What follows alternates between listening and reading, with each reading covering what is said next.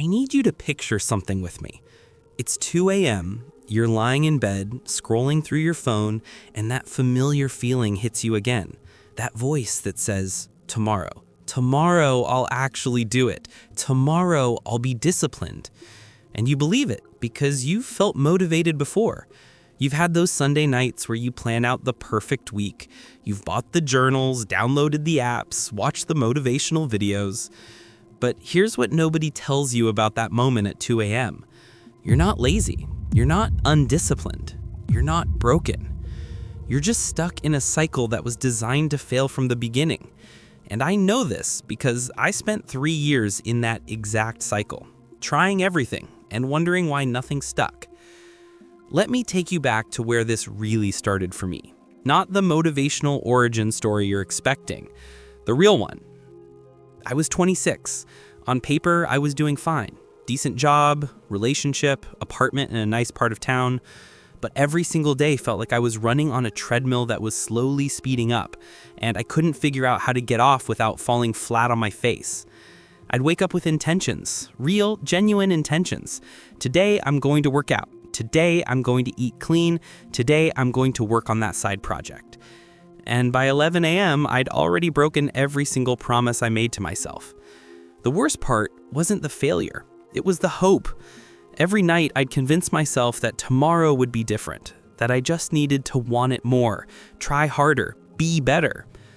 Before we dive in, if you want to unlock your potential and rewire your mindset, hit subscribe to the channel and give this video a like.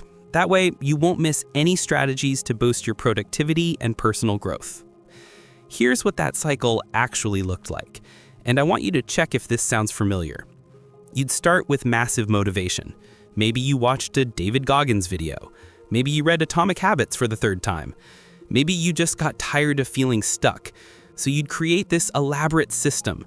Wake up at 5 a.m., cold shower, workout, meditation, journaling, healthy breakfast, no phone for the first hour. Day 1, you'd crush it. You'd feel invincible. This is it. This is the new me. Day 2, still good. A little harder to wake up, but you push through. Day 3, you hit snooze once, skip the meditation. It's fine, I'll do it tomorrow.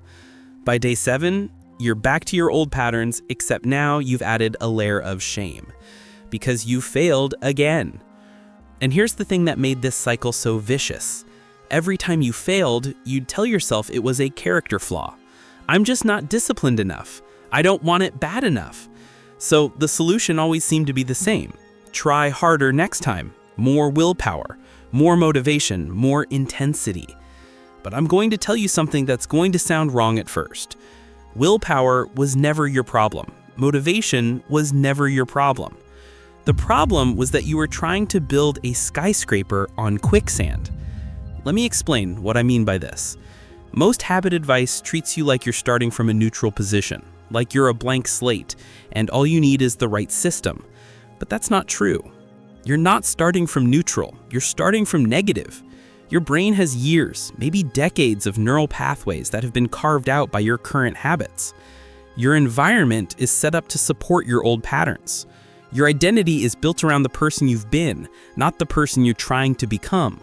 So when you try to implement 5 new habits simultaneously with nothing but motivation and a to-do list, you're not just building new habits, you're fighting against every single pattern your brain has established as safe and normal.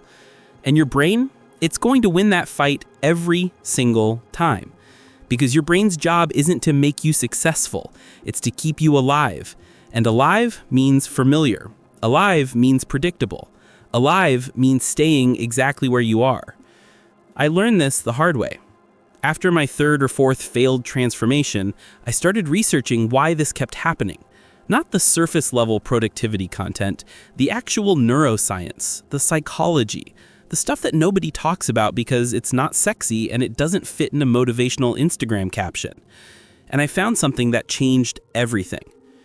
The turning point came when I stopped trying to add habits and started trying to understand one simple question. What is my brain trying to protect me from? Because here's what I discovered. Every bad habit you have is solving a problem. Scrolling through your phone at 2 a.m., It's solving the problem of uncomfortable silence with your own thoughts. Skipping the gym, it's solving the problem of potential discomfort and judgment. Eating junk food, it's solving the problem of stress or boredom. Your brain isn't self-sabotaging, it's problem-solving. It's just using solutions that work in the short term, but destroy you in the long term. So the breakthrough wasn't about forcing new habits. It was about understanding what problems my current habits were solving and then finding better solutions. I stopped asking, how do I build discipline? And started asking, what am I avoiding? And that question opened up everything. I realized I was avoiding the gym because I had this deeply embedded belief that I'd be judged. So instead of forcing myself to go, I addressed the belief first. I started with home workouts. No one watching, no judgment, just me in the process.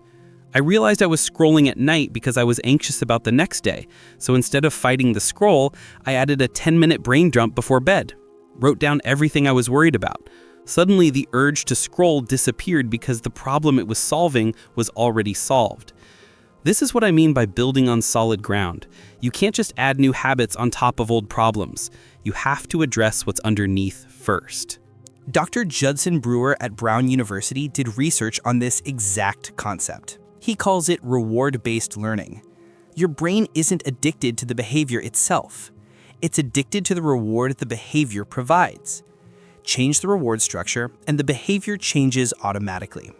So I started reverse engineering my habits. Every time I found myself doing something I shouldn't do, I'd ask, what reward am I getting from this right now? And then I'd find a better way to get that same reward. Needed stress relief? Instead of junk food, I'd do 10 push-ups. Same dopamine hit, better outcome. Needed mental stimulation at night? Instead of scrolling, I'd read for 15 minutes. Same engagement, better input. Needed social connection? Instead of hours on social media, I'd text one person something meaningful. Same connection, deeper impact.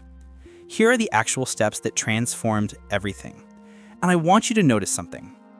None of these steps are about adding more to your plate.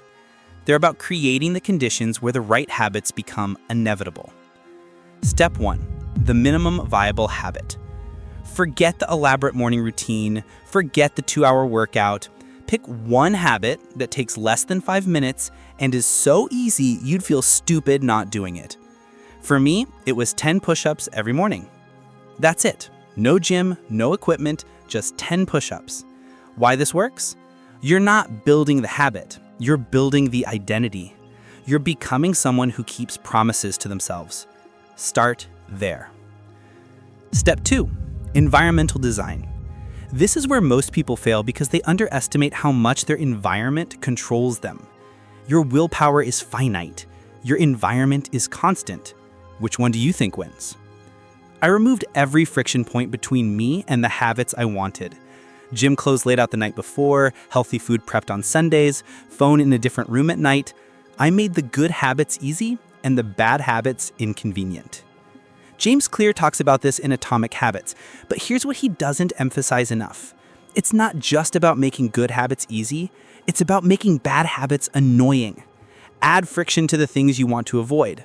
Delete the apps, block the websites. Make it require effort to fail. Step 3. The 2-day rule. This one saved me more times than I can count. The rule is simple. Never skip 2 days in a row. Miss one day? That's life. Miss 2 days? That's a pattern. This removed the all-or-nothing thinking that used to destroy me. I didn't have to be perfect. I just had to be consistent enough that my brain recognized the pattern. Step 4. Identity shifting. Stop saying I'm trying to work out more.